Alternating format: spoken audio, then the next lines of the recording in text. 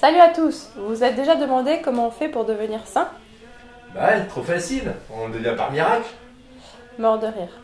En fait, pour devenir saint ou sainte reconnu par l'Église de Rome, il faut être canonisé. Avec un canon sacré? Toi, t'as plutôt l'air d'avoir bu un sacré canon. Ah, je t'ai eu! Restons sérieux. Commençons par le commencement. Les saints et les saintes sont des personnes ayant connu l'élévation spirituelle et dont la vie sert de modèle aux autres personnes croyantes. Et ceci est valable pour toutes les religions. Sauf que chez les chrétiens, notamment ceux qui suivent le pape, on ne devient pas saint exactement comme ça. Ou alors si, mais c'est le peuple qui vous couronne saint et on vous dit saint vox populi. Mais l'Église ne le reconnaît pas tous. Pour Rome, tout cela est très codifié. En plus de devoir accomplir plusieurs miracles durant sa vie ou après sa mort, un postulant à la sainteté voit aussi sa vie être passée au crible par une foule de témoins. L'Église crée une commission d'enquête spécialement pour l'occasion. Il faut être sûr de la moralité du personnage. Sinon, les miracles ne s'appellent plus comme ça s'appelle de la magie. Et c'est très mauvais la magie, ça vient de Satan! Ah, mais c'est facile en fait. Ah ouais? Tu le passerais sans souci, toi, l'examen d'immoralité et d'hygiène de vie? Figurez-vous que l'Église a conservé plusieurs de ses enquêtes de moralité. L'une d'elles, traduite du latin au français, concerne le plus grand saint breton, Yves Ellory de Kermartin, ou encore saint Yves, ou en breton saint Erwan.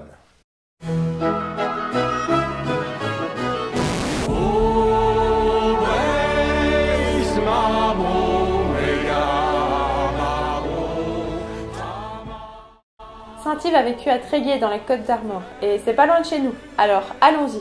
Pour la première fois, les délaissés de l'histoire partent sur le terrain. Surtout que tous les 19 mai, depuis un bon paquet de décennies, le grand pardon de Saint Yves, deuxième plus grand pardon de Bretagne, s'y déroule. Ça tombe bien, on y allait un 19 mai. Les pardons sont des fêtes religieuses typiquement bretonnes, dédiées à des saintes et saints particuliers, à date fixe. Presque tous ont le même déroulé. Messe, procession vers un lieu important dans la vie du saint, retour à l'église, remesse, puis fête. Certains spécialistes des religions y voient une version chrétienne des anciennes cérémonies druidiques. Mais c'est pas le propos aujourd'hui. C'est ici, dans le Mini de Tréguier, au manoir de Kermartin, que naît, aux alentours de 1250, Yves Ellory de Kermartin. Aîné de sa famille et descendant d'une lignée de petite mais ancienne noblesse de la Bretagne encore indépendante, Yves est très tôt reconnu par ses parents et son précepteur comme un intellectuel. Sa mère ne lui demanda qu'une seule chose pour sa vie future, qu'il devienne saint. Alors, comme il était très obéissant, il l'a fait. Et un patrimoine terrien qu'il aimait à l'abri du besoin, les parents d'Yves l'envoient assez vite à Paris faire ses humanités, c'est-à-dire ses études pour devenir membre du clergé. Il y part vers 14 ou 15 ans, accompagné de Jean de Quérose, son précepteur, et de Yves Sué, un de ses amis. Il y suit ses études jusqu'à ses 24 ans, d'où il ressort lesté d'un doctorat de théologie et un autre de droit. Puis il se perfectionne 2 années à Orléans pour devenir avocat, et il rentre en terre bretonne où il obtient un poste de conseiller juridique à Rennes. Hélas, rapidement, Yves perd sa mère, seul parent qui lui reste, et il décide d'abandonner ses fonctions rennaises et de rentrer à Tréguier, notamment pour gérer son patrimoine. 4 ans plus tard, il est ordonné prêtre de l'église de Tréguier et official. Un official, c'est un membre du clergé qui est juge. L'exemple le plus connu, c'est lui. Le juge Claude Frollo combat le vice et le péché. Sauf que Yves, c'est pas le même genre de loustic. Ça, non. Tous les témoins de l'enquête s'accordent sur le fait que Yves rendait la justice en appelant d'abord à la paix et à la concorde entre les deux parties, plutôt que de chercher à punir. Mais il se faisait aussi l'avocat des pauvres, des veuves, des orphelins qui en avaient le besoin. Témoignage de Yves Sué, ancien copiole de Yves à Paris, clerc d'une paroisse proche de Tréguier. Yves, si je l'ai bien connu, c'est pour le sûr. On a fait nos études ensemble. Et puis, on était membres de clergé à des paroisses pas très loin. Pensez si ça crée des liens. Riche? Ça, il l'était. Il aurait pu mener un train de vie de seigneur. Sauf que Yves, il n'était pas comme ça. Dieu seul sait pourquoi. À son arrivée à Tréguier, lui qui était déjà pas bien dépensier, est devenu plus aride qu'un troupeau de moines. Malgré son statut, il s'habillait que de bure blanche, il mangeait que des légumes et il buvait que de l'eau fraîche. Une fois, il a entendu parler de la veuve Lévenitz, qui était traînée en procès par un usurier à cause d'une histoire de champ. Yves, il a pris sa défense, et sans demander un sou en plus. Ça, il était bien Yves. Yves Sué et tant d'autres personnes, presque tous les témoins d'ailleurs, s'accordent à parler de la pauvreté extrême dans laquelle se mit à vivre saint Yves quand il prit ses fonctions de prêtre à Tréguier. Habillé de bure blanche, dormant sur de la paille, avec comme oreiller un caillou ou une Bible, selon le confort souhaité, Yves allait à pied, chaussé de sandales. En même temps que son début de passion pour l'ascèse, il commença la construction d'une église accolée à la demeure familiale, puis d'une grosse maison pour y recevoir ses invités, et une autre à quelques mètres pour recevoir les indigents. Ce dernier lieu, le Crec Martin, est encore habité de nos jours, et sur un linteau de cheminée, il y a le blason de Yves et Laurie. Yves avait la réputation d'être d'une sérénité et d'une gentillesse à toute épreuve, accueillant avec le même sourire simple les indigents, les seigneurs, ce qu'il était de naissance, même s'il semblait s'en tamponner la chasuble à coups de chapelet, mais il accueillait aussi bien les inspecteurs des impôts du roi de France. Hein ? Ah non ? Ah bon, autant pour moi. Témoignage de Pierre Arnoux, prêtre, vicaire de Tréguier, 60 ans. Faut que je vous raconte un truc, Excellence. Vous n'êtes pas sans savoir qu'à cette époque, le duc de Bretagne avait juré allégeance au roi de France, tout en gardant son indépendance.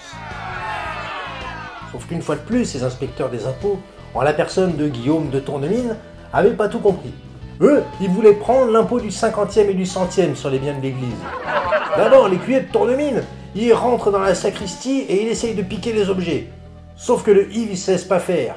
Il se met devant et il l'empêche. Et ensuite, il a décidé de dormir dans la sacristie pour protéger les objets. Ouais, il était comme ça, le Yves, fallait pas l'avoir dans le nez. Puis quelques instants après, il voit l'écuyer sortir et essayer de s'emparer d'un cheval de l'évêque qui paissait dans un champ à côté du cimetière. Yves, il sort tout rouge de colère et il se met devant les deux gars armés et il les empêche de prendre le cheval. Les deux hommes, ils ont beau être armés et s'énerver, Yves, il reste de marbre. Et le soir même, Yves, il se retrouve à la table de l'évêque avec le seigneur de Tournemine. Et le seigneur de Tournemine, il traite Yves de coquin. Yves, il s'est juste contenté de sourire.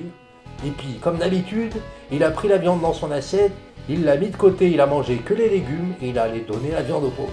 Ouais, il était comme ça, Béaloine. La vie de Yves et Laurie, à partir de sa prise de fonction sacerdotale, aussi entre prédication en breton pour partager leur religion avec le plus de monde possible, balade à travers la campagne, messe, soins aux malades et vie sacerdotale.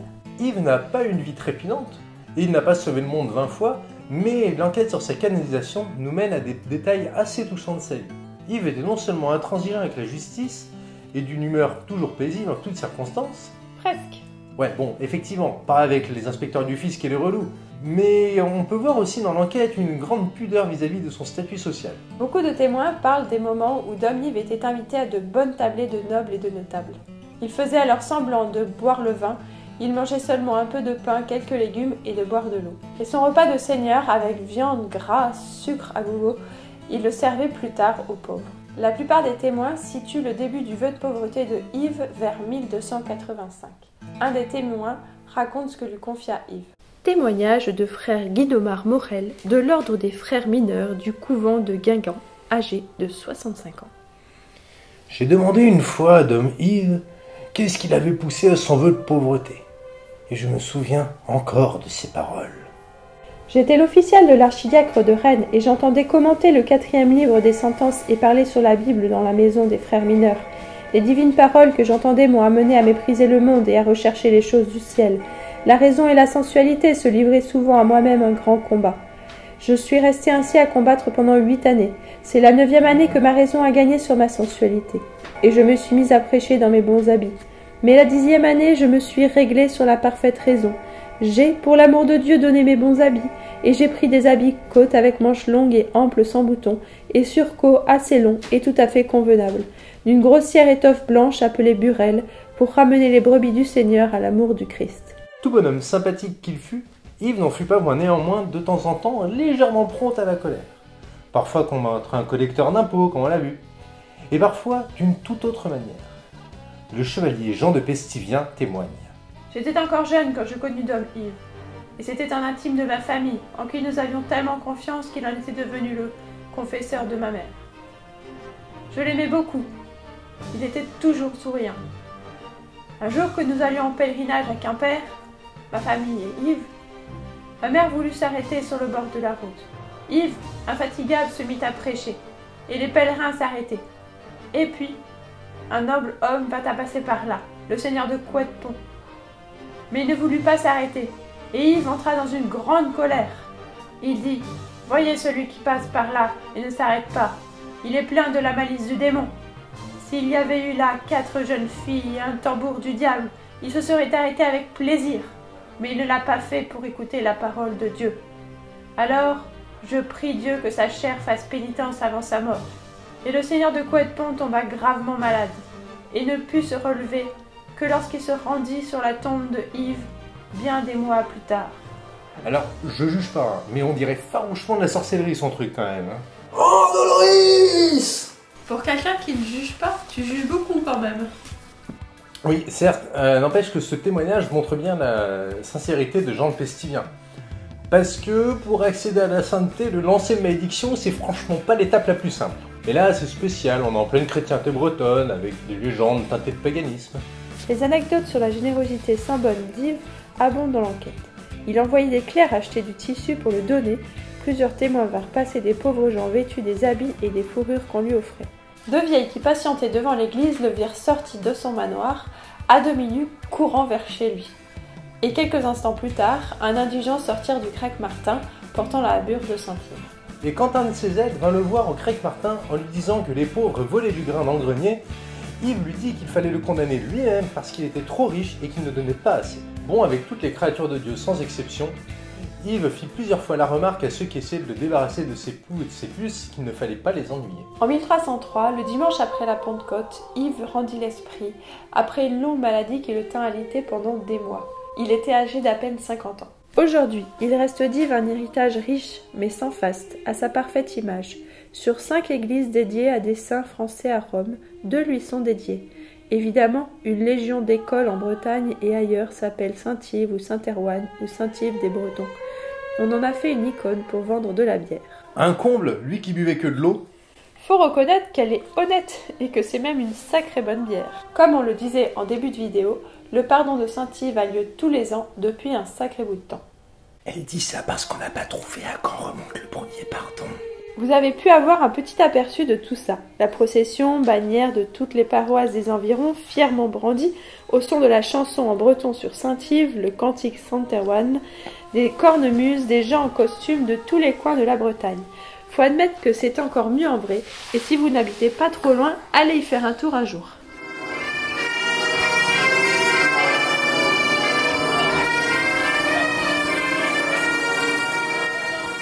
La procession emmène le crâne de Saint-Yves, qui normalement est dans la cathédrale Saint-Hugues-du-Hal, jusqu'à la chapelle qu'il édifia à côté de sa maison natale, où il fut inhumé, et ensuite retour à la cathédrale.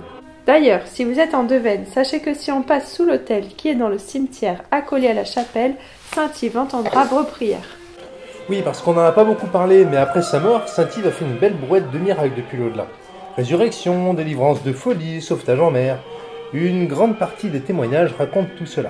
Dans la procession, outre les paroissiens de Tréguier et d'ailleurs, des membres du clergé, l'ordre de Malte, il y avait aussi des avocats, des juges, car Saint-Yves est encore aujourd'hui le saint protecteur des juristes.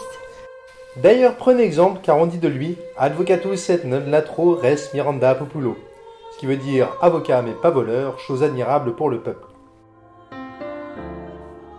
Retour aux sources.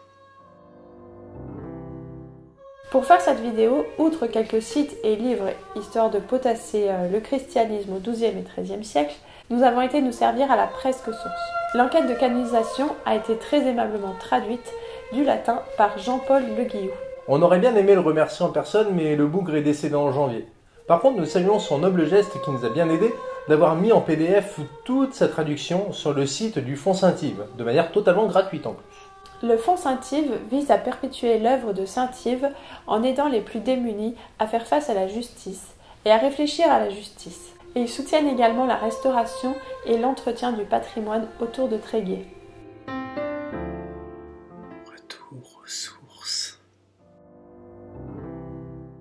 Voilà, c'est tout pour cette fois. On espère que vous avez apprécié la vidéo et que le son a pris un sacré coup de jeune. En effet, grâce au premier fruit de Tipeee, on s'est payé notre premier micro qui nous a servi non seulement à enregistrer la vidéo, mais aussi à capter les sons pendant le pardon de Saint-Yves. Donc, merci du fond du cœur à tous les tipeurs. Pour nous aider, vous pouvez aussi commenter, liker ou partager la vidéo. Alors on se dit à bientôt pour un prochain épisode et on se dit au revoir en musique. Nanneske de Brest, nanneske tu nan, nanneske tu zand, zand er wan, nanneske tu zand.